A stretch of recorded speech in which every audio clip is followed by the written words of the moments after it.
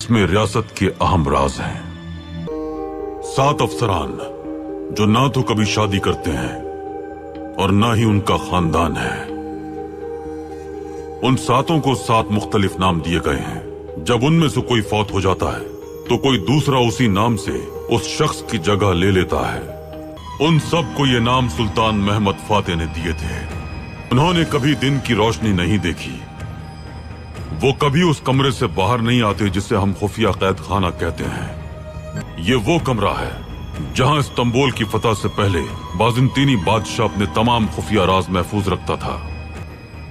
फातेह सुल्तान महमद खान ने जब इस्तांबुल फतह किया और वो इस कमरे में दाखिल हुए तो वो पूरी दुनिया के खुफिया राजों से वाकिफ हो गए और फिर उसके बाद उन्होंने अपना खुफिया दफ्तर कायम किया। रियासत के खुफिया तरीन राजों को हिफाजत से रखा जाता है।